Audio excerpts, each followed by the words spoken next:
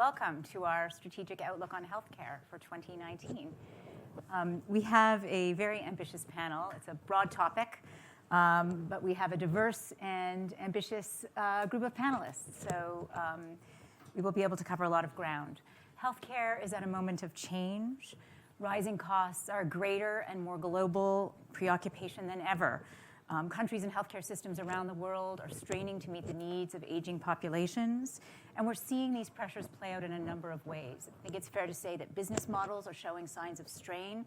That's a pretty good indicator that change is playing out. 2018 saw a number of big deals, some of which we'll talk about, and 2019 already seems to be ushering in a flurry of deals as well. At the same time, the policy debate, particularly in the United States, around how to pay for healthcare, who should pay, how should healthcare be priced, how should drugs be priced, continues to heat up. And that's another sign that things are changing. And technology, of course, is speeding up. And advances in technology are contributing to change, both in terms of medical advances and digitization in the way that care is delivered. So we have a diverse panel, diverse in terms of where in the healthcare landscape our panelists fit in, and also geographically. Michael Neidorff, CEO of Centene Corp. Peter Orszag, head of Lazard's healthcare practice. Christoph Weber, CEO of Takeda. And Liu Jiren of Neusoft from China. Thank you so much for being here this morning to talk about these issues. I want to start with industry consolidation. I think that's a good way into thinking about how healthcare is changing and the delivery of healthcare is changing. And Christoph, you are a good person to speak to this because I think the Takeda-Shire deal was the single biggest pharmaceutical deal of 2018. Tell us a little bit about what is driving industry consolidation. Why are pharmaceutical companies feeling the need or showing that they are pushing toward becoming bigger, bulking up? Thank you. Good morning. Well, first, I would say that there always has been consolidation on M&A in the industry. If you look at the large pharmaceutical company of today, pretty much all of them came from a large merger or acquisition. So it always has been there. Why? Because the R&D is extremely expensive. So you need scale, you need a strong investment. There is always a strategic project behind a large M&A of this type. The other reason is that we are always facing a patent cliff. So you have a combination of very expensive R&D, need long-term investment, and the patent cliff to manage when you have large product facing patent cliff. So there is always this need to do some M&A. You can see historically, and I think it will continue. On the other hand, what you see also, besides the large M&A, is that we see a lot of innovation coming from biotech, startup, and that's another type of acquisition that we see a lot because there is so much innovation coming on. And you see this probably smaller acquisition, but it's a big pattern as well that we see, and it reflects very much very significant innovation in many different areas, which is great because that brings new medicine. Is that what the Shire-Takeda deal is about? Because as I understand it, Shire is a very specific company. Does that bolster R&D capacity, or is this really more about offering a broader array of drugs and being able to compete as a bigger company? I mean, I guess what I'm wondering is scale about R&D, or is scale about the industry and the payer side, the dynamic in terms of what you're able to offer? What else is in there other than R&D? Well, you need a strategic fit, of course, and you need to find a company that which allows to deliver your vision. Our vision is to be an R&D-driven company and to be highly innovative. And in the field of rare disease, we think that there will be a lot of innovation coming on. So that's really the strategic reason behind. Of course, scale matters. Scales not only in terms of R&D investment, but geographically as well. And with a combination of the two companies, we think that we have the right scale and the right geographical scale as well. And so that's really behind the acquisition. On the payer side, there have also been a number of deals. Do you want to talk a little bit, Michael, about how you see payer consolidation on the payer side playing out, and whether there's a relationship between the pharma companies getting bigger, the payer side getting bigger, and do we have some one-upmanship going on there that's feeding this consolidation? Yeah, I think when you look at the payer side, we saw several large deals not happen. And I think one of the things we're going to see more and more of, where justice is looking at it, I'm told, through the eyes of the lens of the airline industry, where it was good for the companies, but they're not sure the consumers are satisfied with what they ended up with. And so you start dealing with healthcare, that becomes an important aspect of it. It's not saying it's over, but the mega deals, I think, will be more difficult. The vertical integration, I think, is, once again, some companies generate a lot of cash and putting it effectively to use. But once again, you can consolidate to a point that they're going to say, is there enough competition? As a reaction to pharma and some of those companies, I don't think it's a reaction to pharma. I could be very wrong. I think it's you need the critical mass for the investment one has to make in the systems. We have spent hundreds of millions of dollars in our systems over the past 4 or 5 years. And you need the scale to be able to do that. And so that's really important. I think the scale is important in one other regard in our industry, and that's the interface with government. When you have enough membership and you're large enough, it gives you the ability to have the voice you need to have a constructive impact on it. So I think that's affecting it more than else. But I think it's going to become more difficult. I hear Justice asking, even though you may not compete in the same markets, are you eliminating a competitor? So it should get interesting. What do you think the impact is of both, of all of these parts of the industry getting bigger? I mean, what impact does that have on pricing pressures? Peter, do you have thoughts? Sure. Well, first of all, I think just to tie this together, the Justice Department and the FTC in the United States have been pretty aggressive on horizontal combinations, and I completely agree we should not expect any more of them.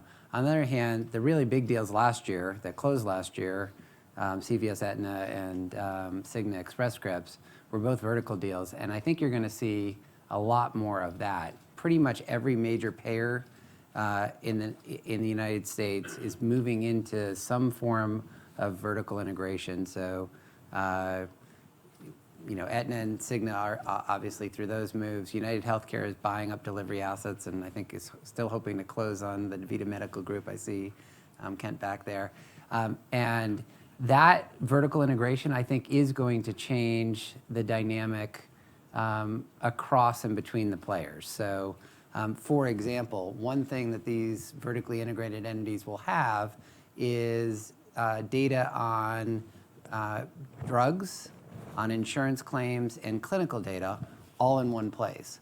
And what that means is then in the future, instead of having to create a new registry to track the impact of drugs in practice in the real world, they're going to have that at the flip of a switch kind of thing. They're going to have it kind of at zero marginal cost. They can just instantaneously create a registry, if you will.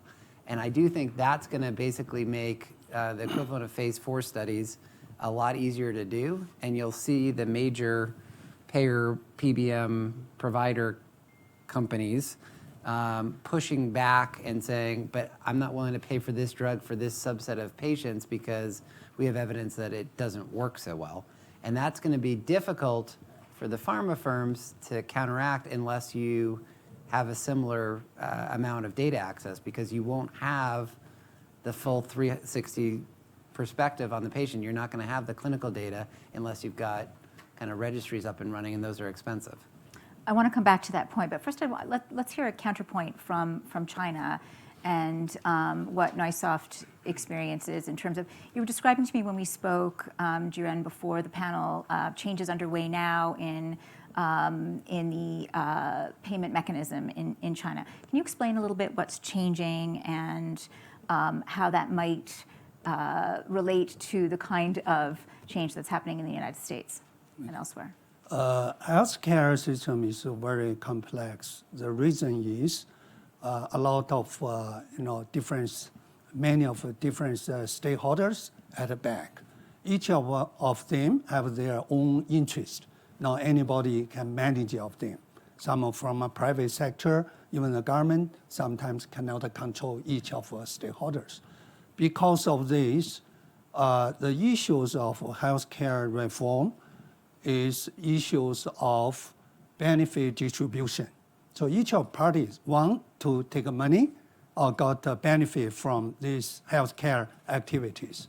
So I think that is a big challenge. We can continue to talk, but never control the costs. The costs increase year by year. In China, we have a big problem. So I think the U.S. problem is not the same problem as China. China is a 1.3 billion population. Our problem is not the price of drugs. Our problem is diagnostic. So if you look at the city or medical resources, many of best doctor is based on big city like Shenyang, like Beijing and Shanghai. But second-tier city, that means the doctor is not very much good. So their diagnostic, the quality of diagnostic is not good enough as a big city. So if you're talking about cost, so that means the first step you make wrong, that means all the steps is a waste. So that is a problem for the healthcare. So when we deal about the price of drugs, we're talking about how to control the expense of hospital, like a DRG, managed care, all kind of methodology be applying to hospital, but we don't know how to manage the benefit distribution. So without right incentive, you don't know how to control each of the stakeholders. So I think that is a challenge. NewSoft is we are a technology company. We try to use technology to save part of that problem. So firstly, we make a connection. We try to connect all the hospital, all the data, or personal record to come to one platform. That is one. Secondly, we want each of service provider can sharing the best practice from each other. So that means like a remote, the doctor can use same kind of methodology from Beijing because we can digitalize those kind of pathway. The third one, because the technology, we can got more data. The data you can got Beijing in a small village is the same because more and more wearable devices. So that can data be sharing by all stakeholders of service provider. That make very much personalized, precise to provide a kind of solutions. So some of the advantages that you're describing there in terms of digitization, I think there are some similarities in the vertical integration model in terms of the ability to bring information together. And I'd like to come back to that, but I want to pick up on the point about the impact on pharmaceutical companies and potentially drug pricing of vertical integration. So, if you have a system where you're able to take out cost because you have a greater degree of vertical integration, what is the impact then on pharmaceutical companies and on drug pricing? I mean, does that put pressure on drug companies in that model? Well, I think it will generate more real life data on the patient's outcome with the treatment. And I think this is something we need to make the healthcare system more efficient. So I know at the moment and for decades, we have relied on clinical trial data to define a drug, a medicine. And then after that, it's a little bit the dark. It's very difficult to know exactly actually the real outcome of the patient's cohort and the different subtype of patients. So if we have access to more data to analyze that, I think it will be better. It will be better to understand better the impact of the medicine. And then it will be better to really define the value of the treatment. And then we could be more innovative in pricing models. We can do outcome-based pricing models. We can do different subtype population pricing model. But we need data for that. And at the moment, we need to have ad hoc registries. It's very expensive. It's very difficult to do. So that would be very welcome, I think. Michael, you look a little skeptical that that's how it will actually play out. I'm going to give you a little different perspective. And I'm going to sound like I'm on the farmer's side. I'm fairly neutral. But I look at some of the high-cost drugs. And we have a drug that will treat and cure Hep C, hepatitis C. And everybody says it's so expensive. But nobody's thinking about what the continuum of care is through cirrhosis of the liver, liver transplants, and not to mention the outcome and the wellness aspect for the individual. But more important, as we get these specialty pharma, we're using technology to determine should it be used. We can do a genome, look at the genome, and there's not enough view of it, and say this drug will or will not work for someone. Now, if it's going to work for someone and it costs $150,000, that's wonderful. If it's in U.S. football parlance, the Hail Mary, you throw a pass and hope that you score, and it's not going to work, then you don't want to do it. But I think systems are such. There are systems that we're using that we can look at 15 million files in minutes and look at changes that are occurring in an individual and determine will drugs and things improve the outcome. I think where pharma has to get to is net pricing and get away from the rebates and those kinds of things so there's more transparency. Could I just jump in for a second? Because I agree with Michael, and I think the Sovaldi, the Hep C drugs are a good example precisely because they're a bad example of the debate over high drug pricing. In present value, without question, those drugs are worth it in terms of total medical spend. And the problem has been that we have so much churn in the system that the payer today is not necessarily the payer tomorrow, because at least in the US, people switch jobs, they go on and off public insurance and what have you. And so you pay X today and you may save more than X in present value, but that's someone else's dollars. And that creates a challenge that we absolutely need to tackle, or we're gonna continue to face these tensions over things that make sense all in, but don't make sense at a point in time. And I'll give you one little idea that might help on that, which is as we gather more data, we all have financial credit scores. As you gather more data and as the data revolution continues, at some point, hopefully, and despite the imperfections, it will become possible to create a personalized health risk score that parallels your credit score, if you will. Obviously, it's much more challenging because it's more multidimensional, but it's possible. That could be used to improve the risk adjustment that we use to pay insurance companies, but more importantly, it could be used to help attenuate this problem, because basically, if I'm with insurance company X and my health risk score improves relative to what was expected, there should be a benefit to that insurance company. And if my health risk score deteriorates relative to what was expected while I'm on their, during their interval, you could imagine them having to pay into a pool that then the ones that do well get to draw from. And it helps attenuate exactly this problem which we face in area after area after area because people are switching insurance so often. It's interesting because even in countries where there is a single payer, government-led, so there is no change, we have not seen different type of pricing models so much. Right. It's still a yearly budget. Usually it's not vertically integrated, and it's very difficult to build outcome type model. Because I agree with you, for very innovative medicine, sometimes curing medicine, gene therapy or hepatitis C or others, we could have a totally different pricing model. Instead of having all the cost on year one, we could have spread it, provided we have the data. And this is something I think we really need to think about. Okay, let's talk about existing pricing models and the conversation around models in particularly the US. One proposal is to move to reference pricing. What would that mean? I mean, I think the president spoke of how Americans paying higher prices or spending more on drugs is subsidizing effectively the rest of the world and subsidizing R&D. Is that a fair way to think about it, and does that need to change? Do you want to answer that one, Christophe? Well, I think it's it can lead to bad situation in a sense that different countries have different wealth. If you look at GNI per capita, for example, or I mean, you can use different criteria.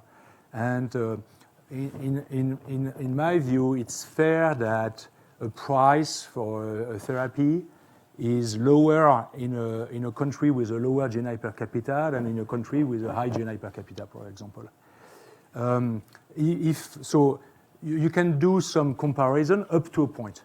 If you start to include countries which have a much lower GNI per capita, and I don't know if GNI per capita is the best, but I'm using that, then you can see that it can really lead to a system where we cannot have the same price across the world. The world has to accept that some countries are paying less than others.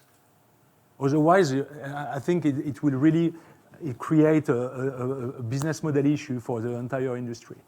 And so I think so you can see that if you expand a reference pricing model, you will start to compare the wrong countries, and it could lead to a big issue in terms of the overall worldwide pricing model, I think. Let me jump in, because I agree, but I think there are several different issues here. One is, what is the total amount of capital that is going in to fund R&D and provide a return to pharma firms? How is that split across countries, which I want to come back to? And just as importantly, what are the incentives for what the kinds of drugs being developed are? Because you could spend the same amount of money on a bunch of Me Too drugs, or you could spend the same amount of money on really innovative drugs, and that's a separate question. And I think we've got challenges in both areas. The real challenge, even if President Trump is correct, and I really hesitate to say that, but I think on this one specific example, it's true that he is correct that the U.S. does subsidize the rest of the world, and I'm not saying that's a good or bad thing. I think it's just a factual thing. The challenge becomes how to implement any of the things that are being discussed. So even the president's proposal. So we'll take prices abroad, and we're going to kind of gear the price that we pay in the U.S. off to the prices abroad. There are lots of ways of gaming that. So the easiest example that people have identified already, and there will be many, many more, is then you agree with the foreign country to increase the price and then provide a lot of free samples. Or there are tons of ways of trying to game any system, and there's no magic bullet here. The same thing applies to reimportation that is seen as a panacea, and there is no single panacea for evening these, even if you wanted to, and there's a debate over whether you wanted to, but even if you wanted to, it's not so simple to do. I think just as big a problem is what incentives are we creating for the pharma firms in terms of where the innovation is occurring. And historically in the US, we just paid for whatever. If it was safe and it was effective, it doesn't matter if it improved outcomes just a little bit and cost 50 times as much, we paid for that. And that probably doesn't make sense. We've definitely got to be orienting either towards drug-specific value-based pricing, which is very hard and kind of difficult to negotiate and kind of messy and has a lot of fixed costs associated with doing it, or just wrapping the drugs into the new payment models that are evolving anyway. So there's a single payment for an episode, or a single payment for a type of patient, or a single payment for a patient for a year. The drugs are included, and that implicitly has a sort of value-based component to the drug pricing built into it. It also changes the gatekeeper for whether the drugs are worth it or not from a PBM or an insurance company more to the medical director or the doctor who's going to be bearing more of the financial risk. And I think that's where things are going to be heading, at least again in the US. I think that's a little bit more, well, I'm not going to make that comparison, but tell us a little bit, Jiren, about in China, the move toward changing the way that drugs are priced, and the government has made, I think, some recent moves to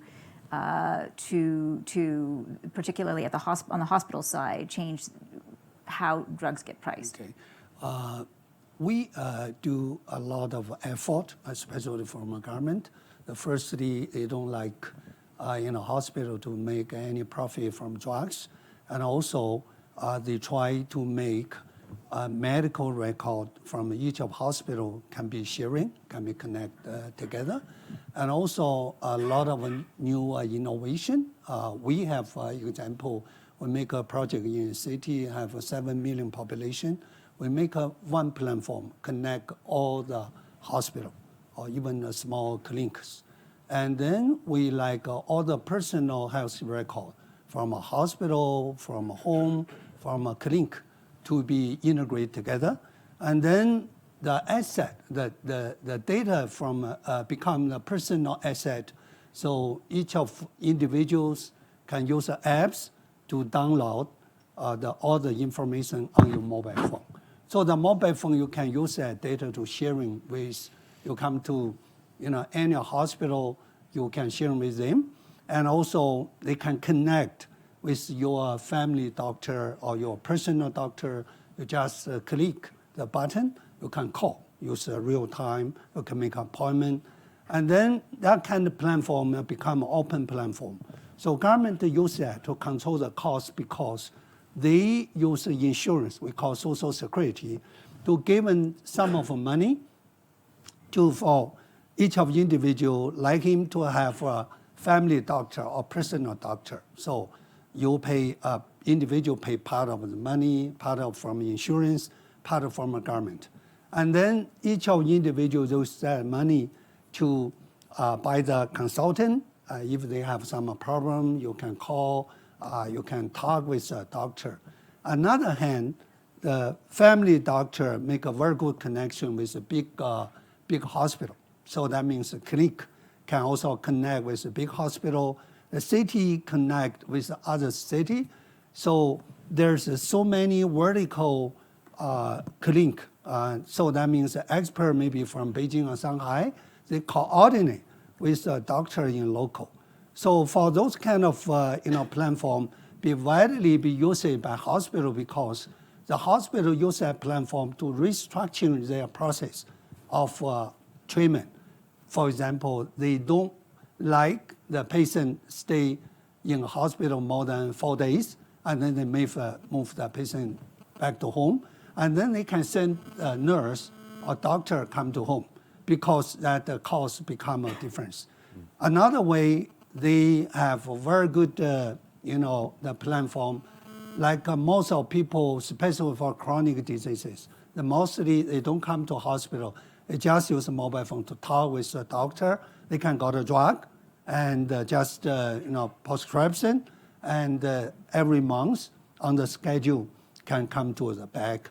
I think most important, the technology can measure the data. The data can be, you can get many of continuous data, every hours.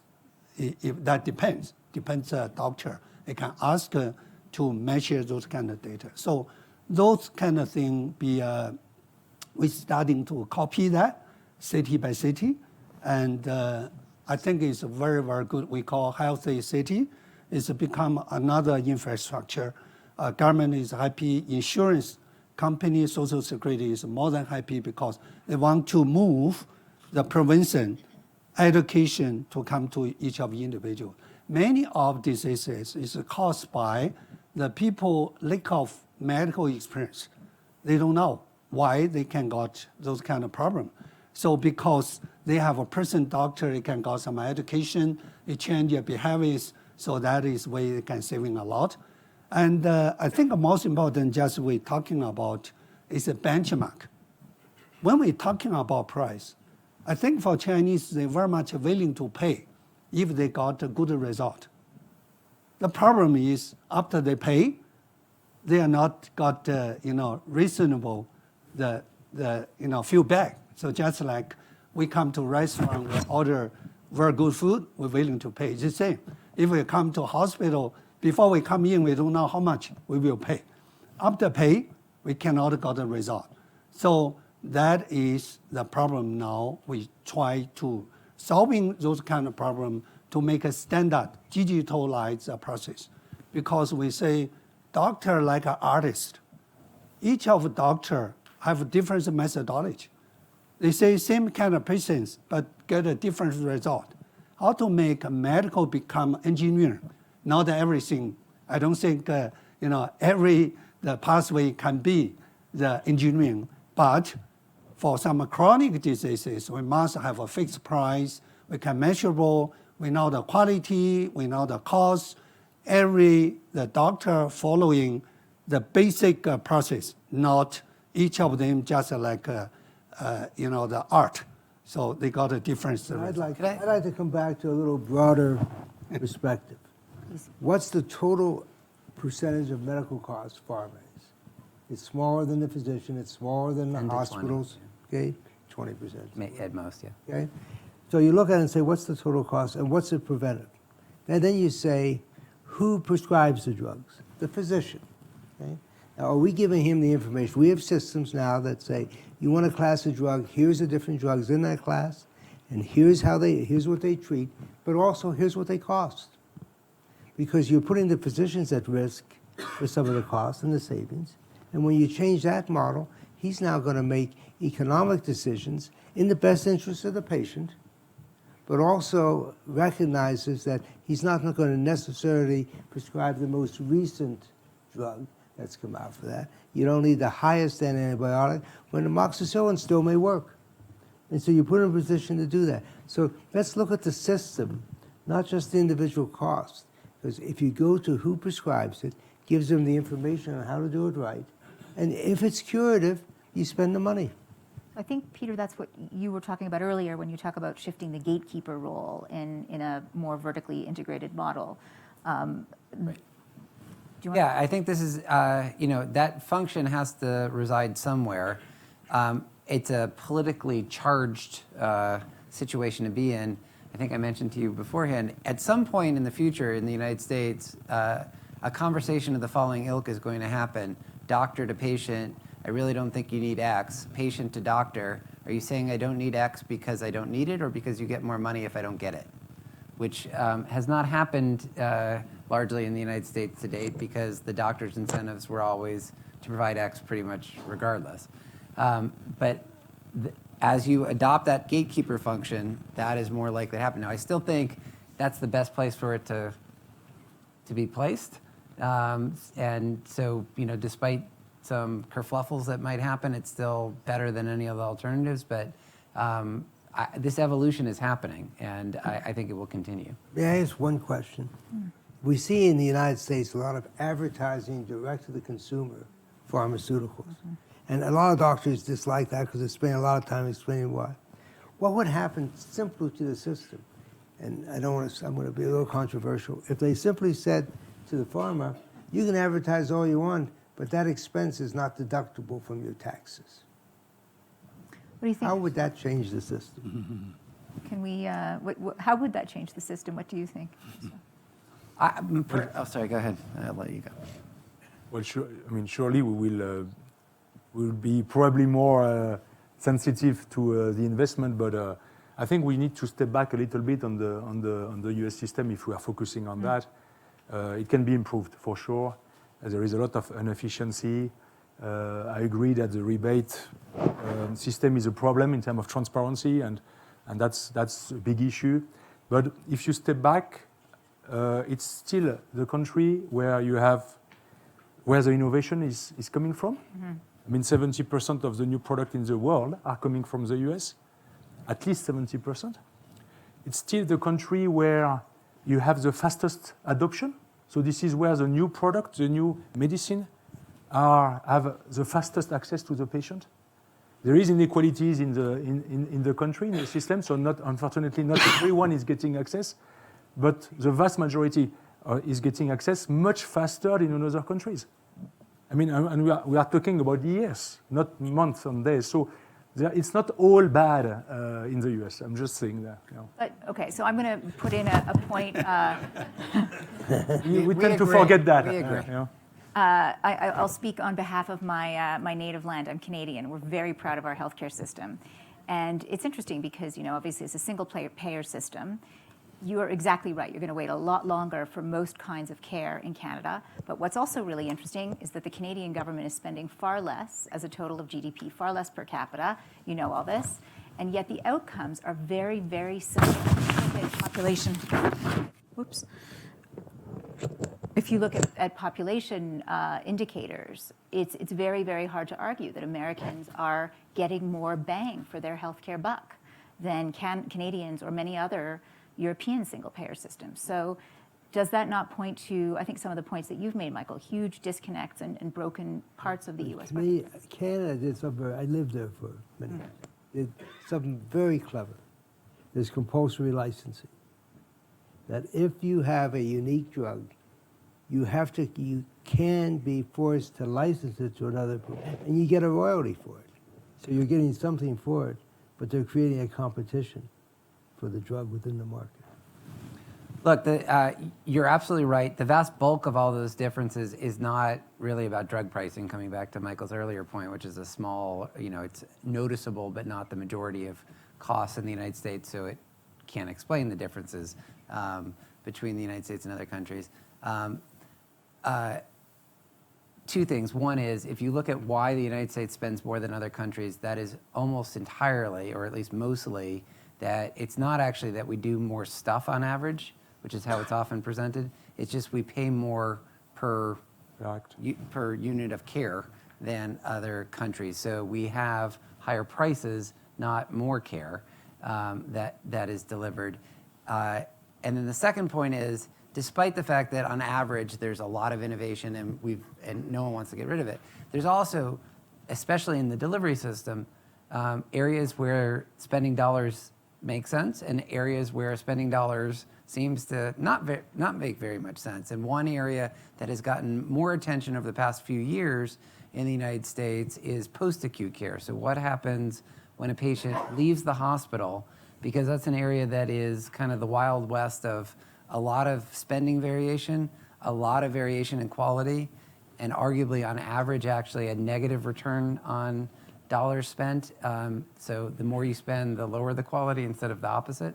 So they're even within this fantastic engine of innovation that is on average producing great results, there's a lot of variation that opens up the opportunity to try to wring more efficiencies out of the system. So one kind of upside to the fact that we spend so much in the US is there's a lot of opportunity to basically bring at least cost growth down without harming outcomes, because there are those large inefficiency targets that are out there. Let's talk a little bit more about technology, which has been a theme running through the conversation. Jiren, you talked about hospitals that are connected to mobile phones and how that's being built out. I think there's one city in particular where that's taking hold and is now being copied elsewhere. Can you describe a little bit more about what's going on there and how that might be a model in the future for using data to create efficiencies, using digitization of data? I think firstly, it's really possible in China, like each of the individual have their own personal healthcare, even the medical data. They own that data. They can use that data for different services provider. That data is very important if the transparency to each of the individual, because that will each of the individual become a part of healthcare. They can coordinate with a doctor.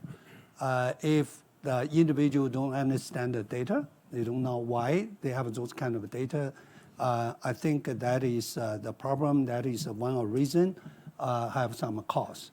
Another, I think, important in China is because the medical resources is not very much balancing in big city and second-tier city. By the connection, they can sharing the best experience. Best experience means cost. If, for example, we have one example, because we have a report for all the hospital in the city, you can see for one dedicated diseases, maybe they charge double price, so lower one and a higher one. But the people don't know that. So they don't know how to make a choice. They never transparent those kind of data to public. So I think the future, at least because of AI, because of big data, we can update those kind of benchmark. I cannot say every hour, every day, every week. You can get different results, like each of the hospital can follow up the best practice. So based on that point, the drug price is now very much sensitive. Just like if you're talking about US have a very high expense of healthcare. We're talking about American love the life. They spend more money to care about themselves. So, and also the quality is good because they can, solve a lot of problems. The problem now, when the people spend money, they want to get a result. How to benchmark those kind of results? And so how is, Could I ask just one quick question? Because we keep talking about hospitals in China, and I'm a little bit puzzled because pretty much everywhere else, especially in the United States, but elsewhere, care is fleeing out of the hospital as fast as possible. It's going into other facilities.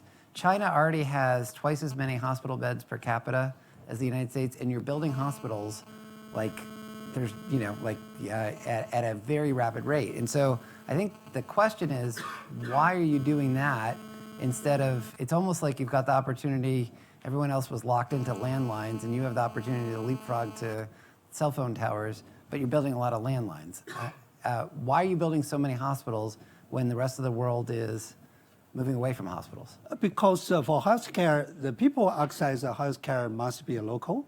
People is very hard to, to access the services to other city. They must find some hospital nearby. So we constructing the hospital is based on population. So each of city, they must have maybe 100, 200 hospitals, small one, big one.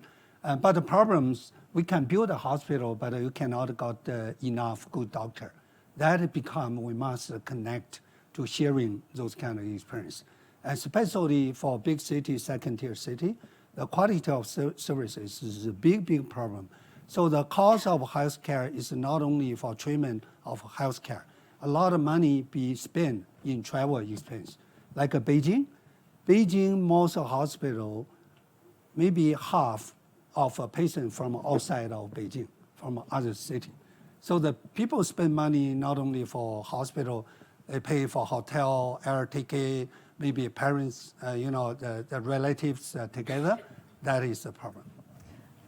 but I think also what you're, sorry, do you want to? No, it's good. On the data question? Yeah, on the data. I think it's not just having the data, it's the analytics. Okay.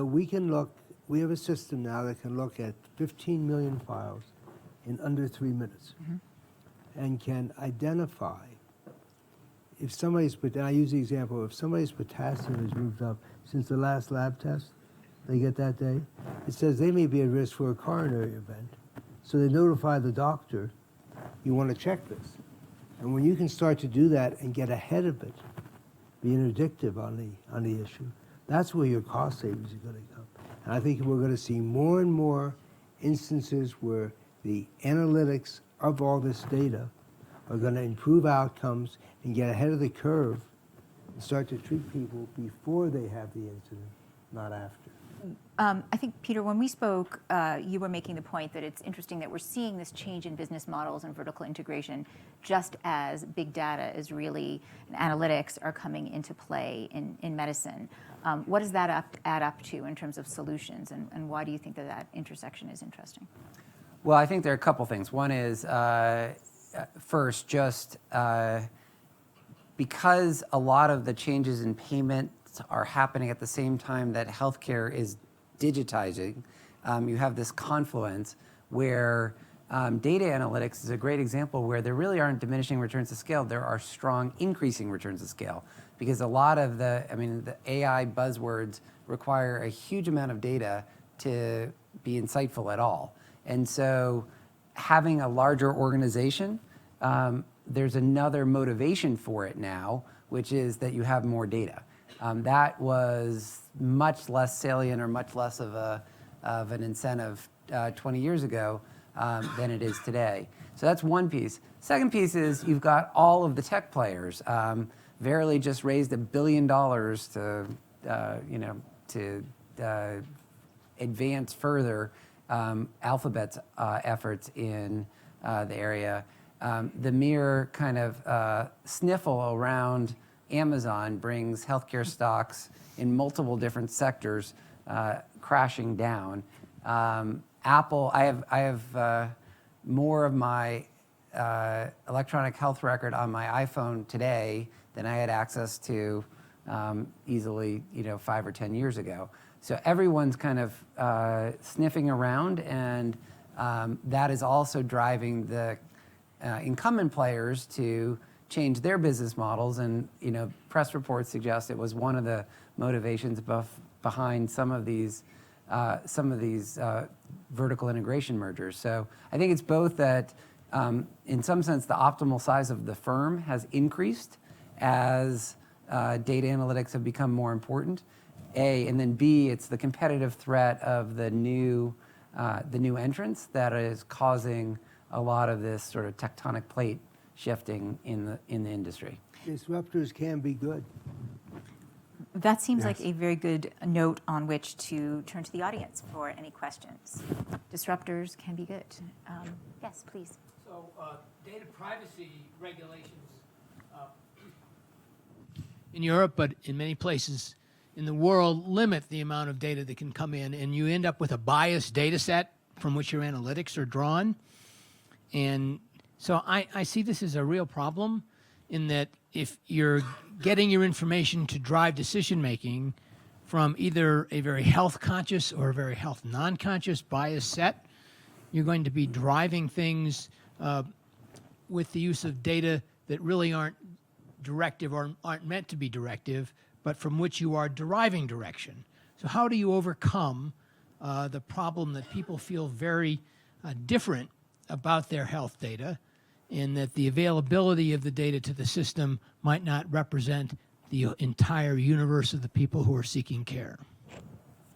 I'll take a first crack at that. This is one of the motivations behind these vertical integration measures, because if you're receiving care from the entity that's also your insurance company, at least a significant part of that issue disappears, because they have the clinical records and the claims piece of it. And the obvious example, we see Bernard's in the front row here. Kaiser Permanente has been doing this for decades, and it is interesting that not to be showing off on his behalf, but we have these rankings of Medicare Advantage plans in the United States. So Kaiser Permanente, and you can correct me if I get this wrong, but has something like 8% of the Medicare Advantage lives in the U.S.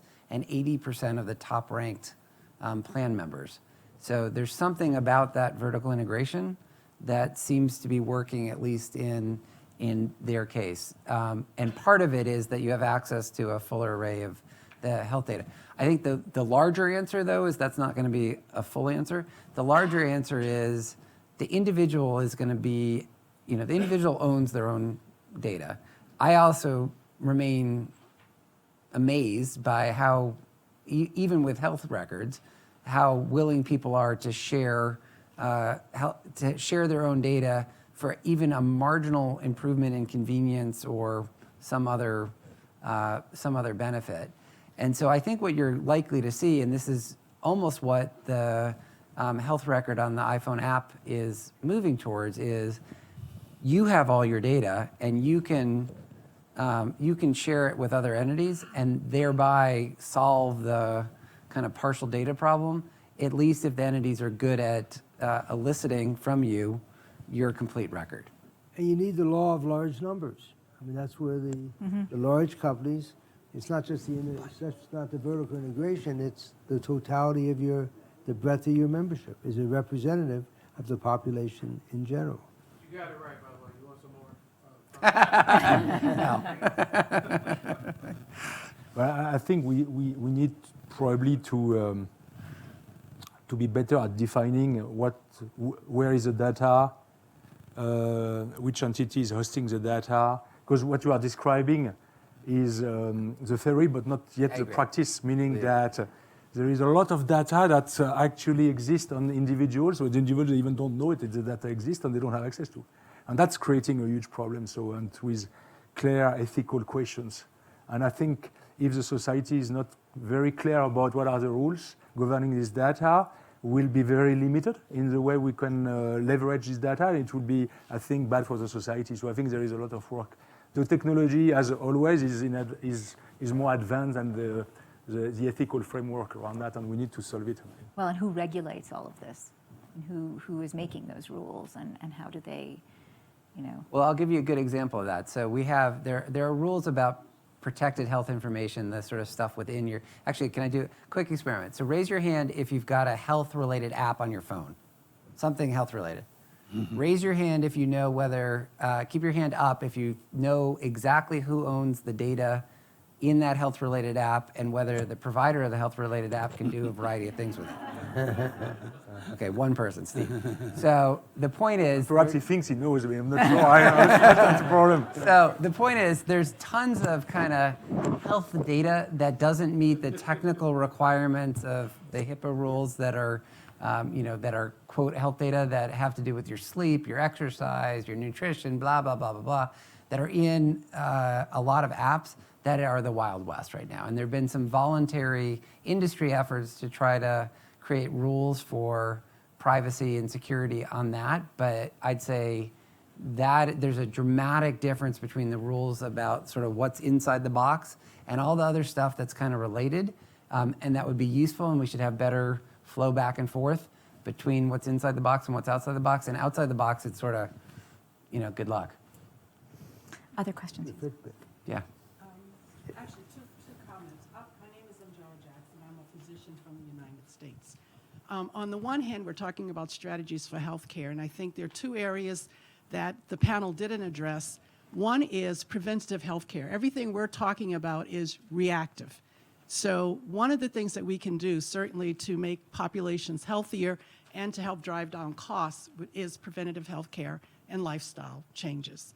On the other hand, one of the biggest drivers of healthcare costs also is taking care of our aging population, and this is worldwide. I haven't heard one single comment about strategies to, take care of the aging population of the world. So those two things. Well, I'll start off with, I think, people are going to live longer, and I was on a panel here several years ago with individuals from Japan and elsewhere. They're saying they're going to live to be 120. But I think so much of it is technology, the whole genome, where it's going to be the diagnostics of it, the treatment of it. It's going to be just very cell-driven. The church allows embryonic cells and things now, so that I think you're going to see more and more of that happening. But you're right, we need these predictive programs that can warn somebody that this is the outcome. There's too many people. You can start smoking today, and the outcome, the impact on you today will not be anything significant. But we have to start to educate people that your actions today will affect you on down the line as you get older and the quality. And that's an educational process that we don't do enough of, I agree. So two really quick points. One is just on prevention. One of the difficulties comes back to the equivalent of the Hep C drugs, which is you have this disconnect between who pays for prevention efforts and where the benefit winds up. And we've got to help narrow that disconnect, or else you're going to have underinvestment in prevention. And then the only other thing I'd say on aging populations, because it is a massive issue globally, is especially in the industrialized world, the age of average is over.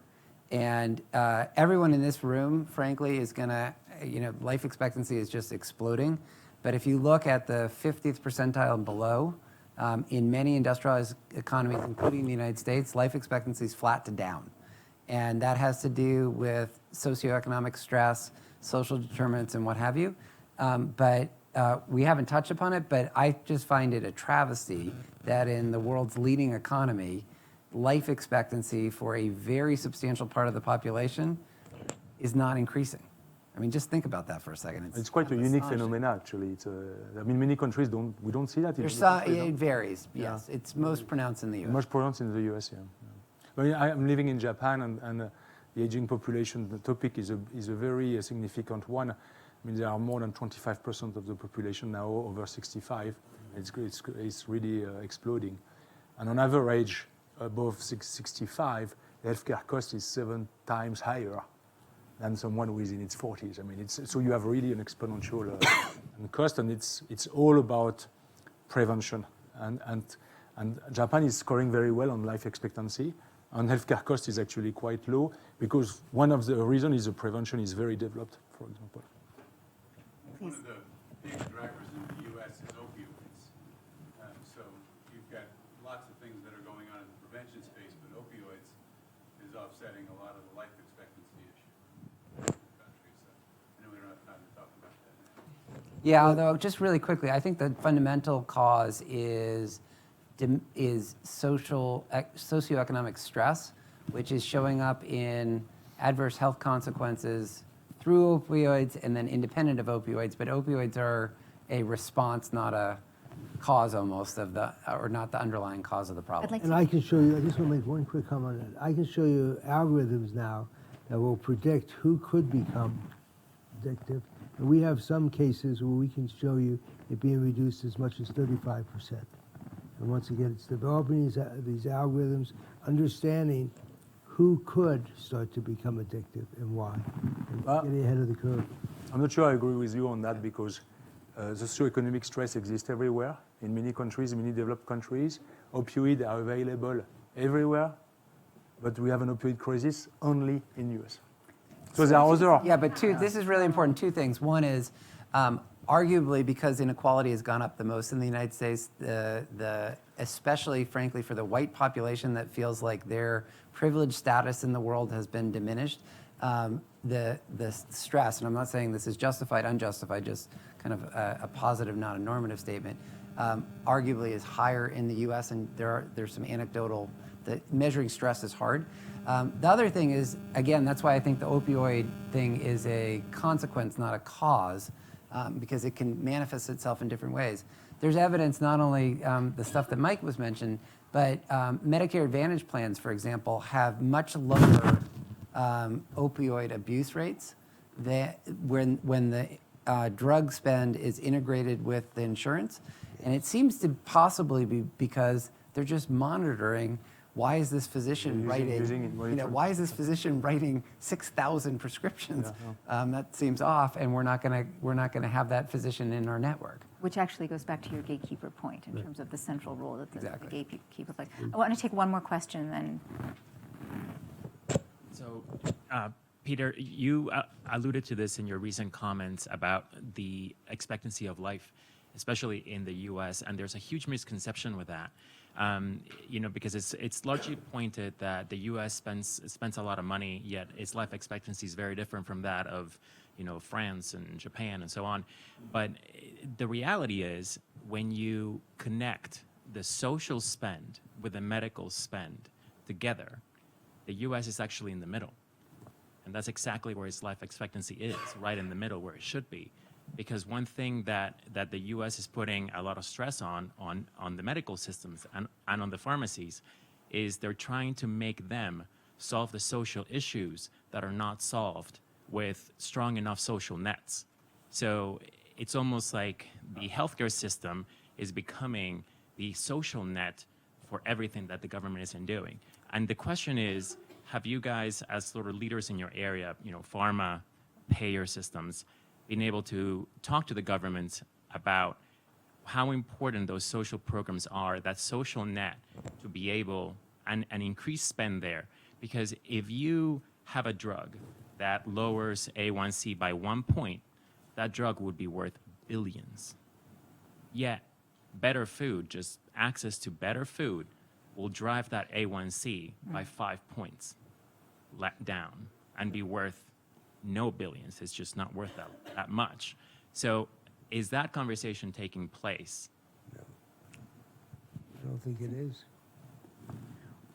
Maybe this is a good way for us to move toward some concluding thoughts. That's probably a really good example of a conversation that could and should be taking place, to your point about preventive care. I would like to give everyone a chance. If we were having this conversation a year from now, I think we've covered a lot of ground here, and there's a lot of ground that we probably should and could have covered. It's such a broad and interesting topic.